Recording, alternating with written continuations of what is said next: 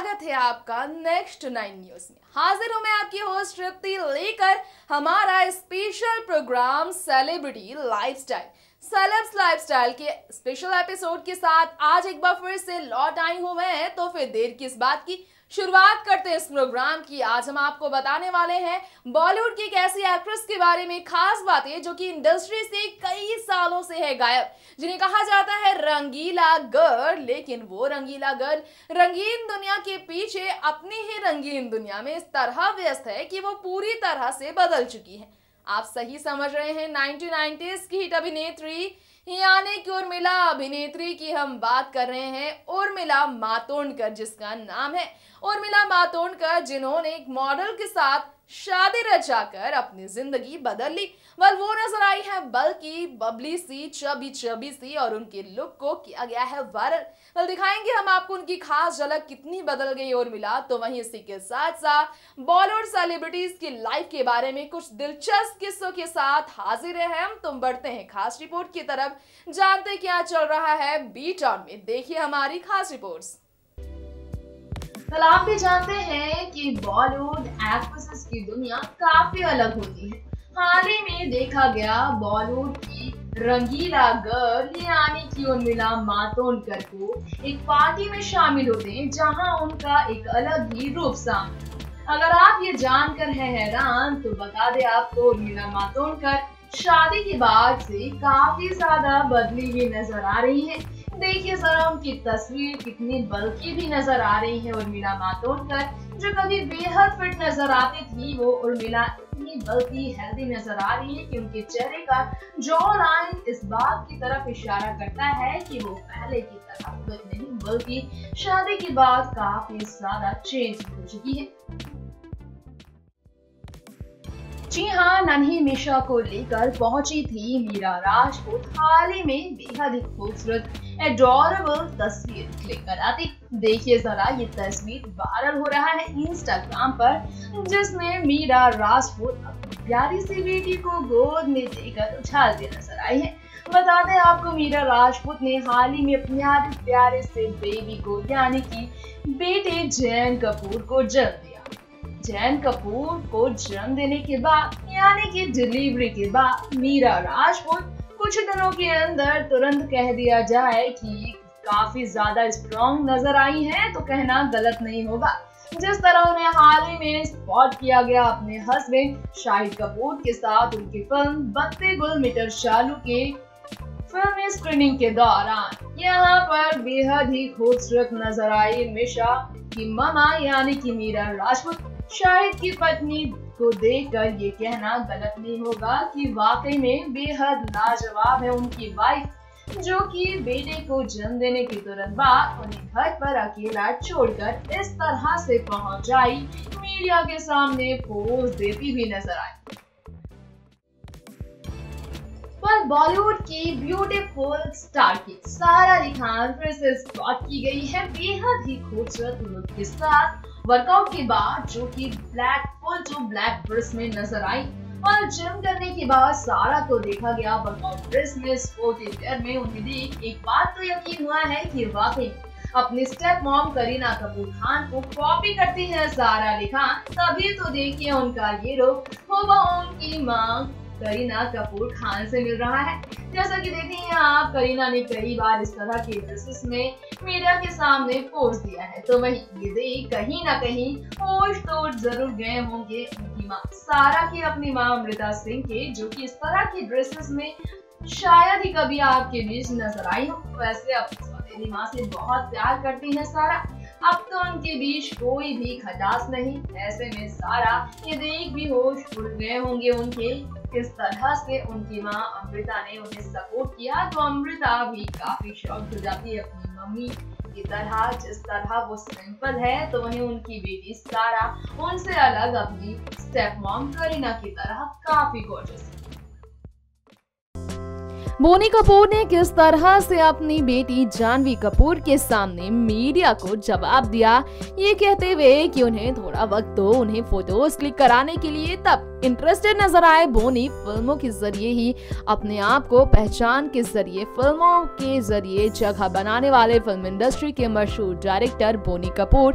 देख सकते हैं आप इस खास वीडियो में किस तरह पहले तो जानवी मीडिया के सामने पोज दे रही है, लेकिन बार बार मीडिया की पुकार सुन जानवी कपूर उनसे दूरी बना रही है, उन्हें इग्नोर तक कर रही है और तो और वो डरी सहमी भी नजर आई।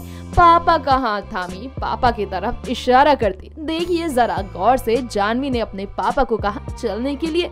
वही बोनी कपूर उनसे रिक्वेस्ट कर रहे थे कि फोटोज क्लिक करा लो, लेकिन फिर जानवी ने अपने पापा का हाथ थाम वहां से निकलने का फैसला लिया। लेकिन बोनी भी वहां फोटोज क्लिक कराने में कोई कमी रखते नजर नहीं आए। नेक्स्ट 9 न्यूज़ से तृप्ति की रिपोर्ट।